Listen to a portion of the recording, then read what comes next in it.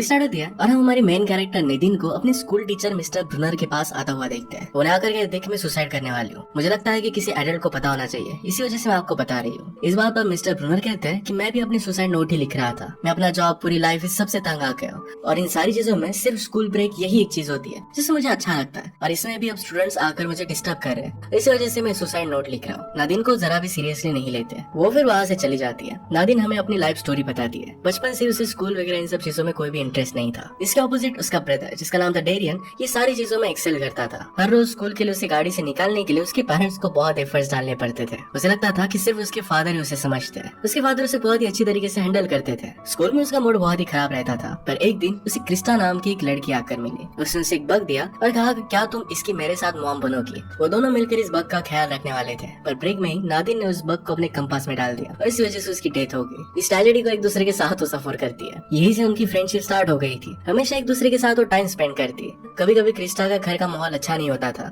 तो एक दूसरे को सपोर्ट करती थी। ऐसे ही अब वो टीनेजर बन गए। नादिन के फेस पर पिंपल्स आ रहे थे और इस वजह से वो बहुत ही ज्यादा अपसेट हो गई थी। पैरेलल में उसका ब्रदर डेरियन बहुत ही हैंडसम बन चुका था। उसे अपसेट लग रहा था तो नादिन के फादर उसे चीज बर्गर लेने के लिए लेकर जाते हैं। वो कहते हैं कि तुम्हारी लाइफ में सब कुछ अच्छा है, मैं तुमसे प्यार करता हूँ, हर कोई तुमसे प्यार करता है और अब तुम्हें चीज बर्गर्स मिलने वाले हैं। इसके बाद वो गाना गाते गाते कार से जा रहे थे, पर तभी उनका एक्सीडेंट हो जाता है। नादिन के फादर की डेथ हो गई थी। अब इसके बाद से 4 साल गुजर चुके हैं। फादर के जाने के बाद 4 सालों में उन्होंने हील करने की बहुत ट्राई की है। नादिन ने हंसना छोड़ दिया था। आज के दिन क्रिस्टा के साथ फर्स्ट टाइम वो बहुत ही खुलकर हंसती है। नादिन को स्कूल के एक लड़के जिसका नाम था निक, उस पर एक बहुत बड़ा क्रश था। वो इससे बड़ा था और इसी वजह से उससे वो बात नहीं करता था। उसे हम मिस्टर ब्रुनर के क्लास में आता हुआ देखते हैं। उनसे कहते हैं कि कल आपने जो चैप्टर सिखाया था उसमें आपने टीचिंग में गलती कर दी थी। और नादिन से कहता है कि जब तुम लेक्चर में बैठी हुई थी तो क्या तब तुमने सोचा कि तुम्हें स्कूल के अलावा और भी तुम्हारी कुछ लाइफ होनी चाहिए। नादिन फिर जाकर अपने सीट पर बैठ जाती है। वहाँ पर एक लड़का जिसका नाम था अरविंद, ये उससे पूछता है कि तुम्हारा स्वेट शर्ट कहाँ से है। उसे बहुत पसंद आया था। नादिन उसके बारे में सोच रही थी और क्रिस्टा को भी स्कूल की बात बताती है।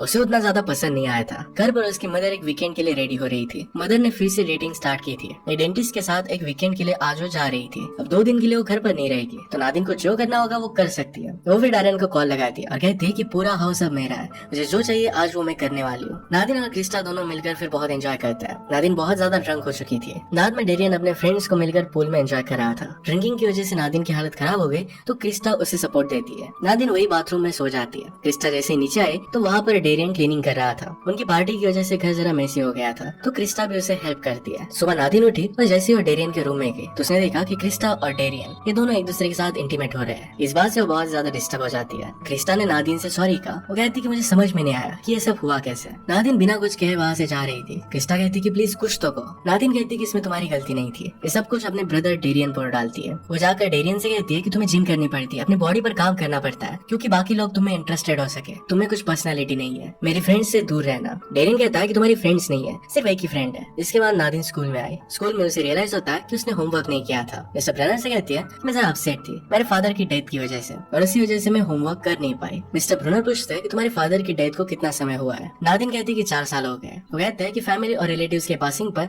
मैं सिर्फ 1 ही साल का समय देता हूँ, 4 साल तक तुम ग्रीव नहीं कर सकते। नादिन फिर डिसअपॉइंटेड होकर बैठ जाती है। वहाँ पर एरविन उसके साथ बात करता है, उसे वीकेंड के बारे में पूछता है। नादिन कहती है कि मेरा वीकेंड बहुत ही बोरिंग था। एरविन कहता है कि मैं मेरे फ्रेंड्स के साथ गोल्फ कर रहा था। नादिन को इंटरेस्टिंग लगता है। एरविन पूछता है कि क्या तुम मेरे साथ गोल्फिंग के लिए चलोगी। वो उसके साथ अकेला जाना चाहता था पर नादिन कहती है कि हमें ग्रुप में जाना चाहिए। इसके बाद स्कूल में डेरियन और क्रिस्टा दोनों फिर से मिलते हैं। डेरियन ने उसे कहा कि कल रात तुम्हारे साथ स्पेंड कर मुझे बहुत अच्छा लगा। क्रिस्टा भी यही बात कहती है। वो दोनों फिर से मिलने का प्लान बनाते हैं। स्कूल के बाद नादिन और क्रिस्टा मिलते हैं और क्रिस्टा नादिन को सारी सिचुएशन एक्सप्लेन करने का ट्राई करती है। नादिन बहुत ही ज्यादा अपसेट थी। नादिन कहती कि तुम्हें मेरे ब्रदर के साथ ऐसा करना ही नहीं चाहिए था। वो क्रिस्टा को कुछ भी बोलने नहीं दे रही थी। क्रिस्टा कहती कि इससे हमारी फ्रेंडशिप में कुछ भी फर्क नहीं पड़ेगा। मैं और डेरियन पार्टी में जा रहे हैं, तुम भी फ्राइडे को हमारे साथ चल सकती हो। क्रिस्टिन इसके लिए हाँ कहती है। वो पार्टी में पहुंचते हैं और सब लोग एक दूसरे के साथ बात करने लगते हैं। डेरियन के जो फ्रेंड्स थे उनके साथ क्रिस्टा बात करती है, उन्हें जानने की कोशिश करती है। नादिन को इस सब में लेफ्ट आउट फील होता है। वो किसी को भी अपना फ्रेंड बना नहीं पाती। वो ट्राई तो करती है पर फेल हो जाती है। इसके बाद उसने अपनी मदर को कॉल किया। On the opposite side mother भी बहुत डिस्टर्ब थी। जिस डेंटिस्ट के साथ वो वीकेंड पर गई थी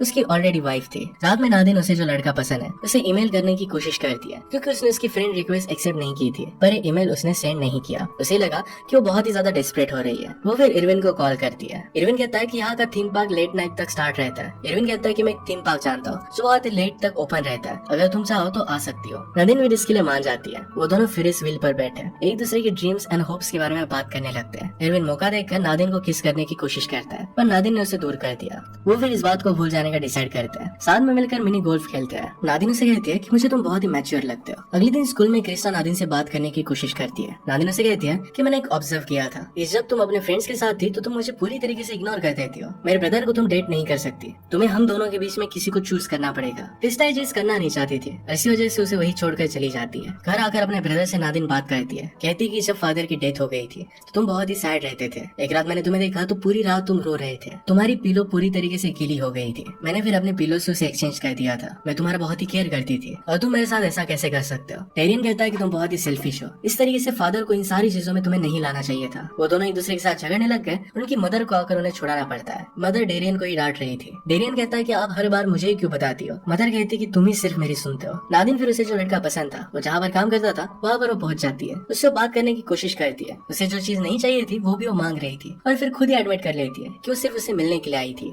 निक उसके बारे में जान लेता है और फिर उसे इग्नोर कर वहाँ से वो चला गया। अगले दिन नेदिन की मदर उसे कहती है कि हर रोज मैं तुम्हें स्कूल पर नहीं छोड़ सकती। तुम्हारे और क्रिस्टा के बीच में जो भी चल रहा है उसे सॉर्ट आउट कर लो।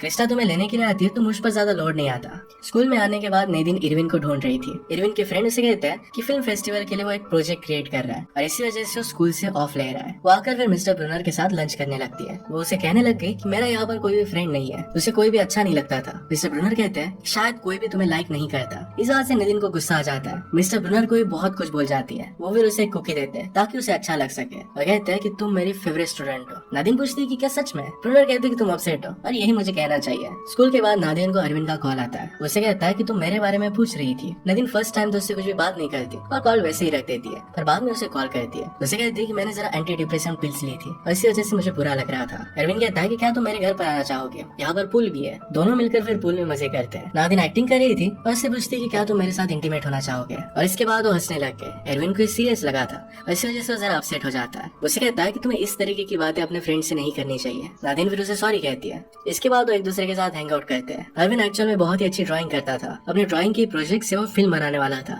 उसके पेरेंट्स 3 मंथ्स के लिए घर पर नहीं थे, पर फिर भी वो कुछ पार्टी वगैरह नहीं करता। अपने गोल्स पर वो फोकस्ड है। वो दोनों एक दूसरे के साथ बहुत अच्छा टाइम स्पेंड करते हैं। अगले दिन नादिन को स्कूल पर छोड़ने के लिए उसकी मदर आई। गाड़ी से निकलने के बाद नादिन क्रिस्टा को देखती है। उसे स्कूल में नहीं जाना था। मदर के पास उसे कार से निकालने के लिए टाइम नहीं था, तो अपसेट होकर कहती है कि तुम मेरे साथ काम पर आ रही हो। वहीं पर बैठे बैठे नादिन बोर हो जाती है। अपनी मदर को तंग करने लग गए। मदर नादिन से कहती है कि जिस तरीके से तुम बड़ी हो रही हो, इस बात से तुम्हारे फादर बहुत ज्यादा डिसअपॉइंटेड होते हैं। नादिन इस बात से गुस्सा होकर अपने मॉम की कार लेकर वहाँ से भाग जाती है। वो डायरेक्टली निक को मैसेज कर देती है कि तुम मुझे बहुत अच्छे लगते हो। उसके साथ इंटीमेट होने के बारे में उसने वहाँ पर लिखा हुआ था। इस मैसेज को सेंड नहीं करने वाली थी, पर गलती से सेंड हो जाता है। तुरंत बाद इस डिसीजन को रिग्रेट करने लग जाती है। वो डायरेक्टली मिस्टर ब्रूनर के पास आती है तो उसे कहती है कि क्या आप कुछ नहीं कर सकते, उसका फोन वगैरह ले लो। वो चाहती थी कि वो मैसेज ना पढ़े। बहुत ज्यादा टेंस हो जाती है। मिस्टर ब्रूनर उसे कहते हैं कि सब कुछ ठीक हो जाएगा। उसे उन्होंने पैसे दिए और कहते हैं कि जाकर आइसक्रीम वगैरह खाकर आओ। नादिन को उसकी मदर का कॉल आता है, पर इसे इग्नोर कर देती है। थोड़ी देर में नादिन को निक का मैसेज आ जाता है। वो कहता है कि मैसेज बहुत ही क्यूट था,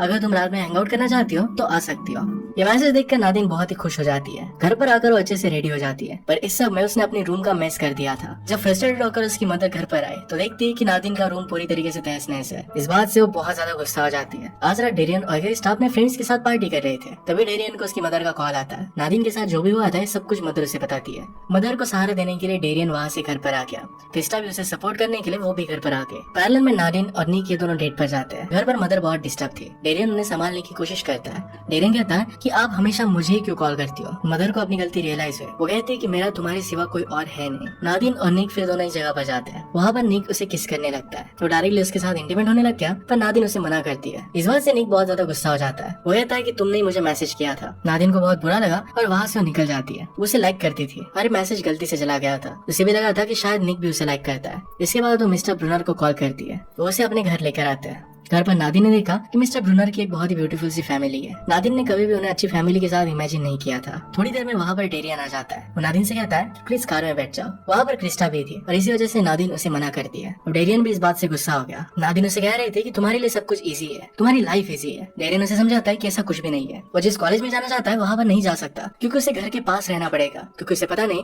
कि नादिन अपनी मदर का ख्याल रखेगी भी या नहीं। वो क्रिस्टा से प्यार करता है, पर नादिन इस बात से बहुत ज्यादा हर्ट हो रही है। ये बात उसे अंदर ही अंदर खाई जाती आती है। डेरियन ने फिर मिस्टर ब्रनर से कहा कि बाद में इसे घर पर छोड़ देना और वो वहाँ से चला जाता है। थोड़ी देर में मिस्टर ब्रनर उसे घर पर छोड़ देते हैं। घर पर आने के बाद वो डेरियन से बात करती है। वो कहती है कि मैं हमेशा मेरे बारे में सोच रही थी, डेरियन पर क्या गुजर रही है इसके बारे में उसे पता नहीं था। वो जिस भी तरीके से बिहेव कर रही थी इसलिए उसे सॉरी कहती है। डेरियन उसे माफ कर देता है और उसे हक कर लेता है। अगली सुबह क्रिस्टा भी वहाँ पर ही थी। नादिन का मूड अच्छा था और उसे वो गुड मॉर्निंग कहती है। नादिन कभी भी इतनी जल्दी उठती नहीं थी। आज अरविंद की मूवी बाकी लोगों के सामने डिस्प्ले होने वाली थी और इसी वजह से उसे नादिन को भी बुलाया था। नादिन उसके लिए जल्दी उठकर वहाँ पर पहुंच जाती है। मदर उठी तो नादिन के लिए ओवरहीट थी कि वो कहाँ पर है। नादिन उसे मैसेज कर देती है कि वो सेफ है। अब इसके बाद अरविंद की मूवी डिस्प्ले की जाती है। इसमें एक लड़का एक लड़की को बहुत प्यार करता है और वो लड़की हमेशा उसे इग्नोर करती है। उसके बाद उस लड़की को मॉन्स्टर से बचाता है। बचाने के बाद वो लड़की फिर से उसके पास आई पर फिर वो उसे एक्सेप्ट नहीं करता। वो उससे मूव ऑन हो चुका था। नादिन समझ गई थी कि अरविंद को जिस तरीके से वो इग्नोर कर रही थी ये ठीक नहीं था। वो अरविंद से बात करती है और कहती है कि अब मैं फिर से तुम्हें इग्नोर नहीं करने वाली। अरविंद के फ्रेंड्स वहाँ पर आते हैं और सब लोगों से वो बात कर रहा था पर उनके ग्रुप में वो नादिन को भी सब लोगों से इंट्रोड्यूस करवाता है। नादिन सब लोगों में शामिल होकर बहुत ही खुश थी। उसे अपने इश्यूज की रिस्पॉन्सिबिलिटी खुद लेनी थी और अब वो सीख चुकी थी।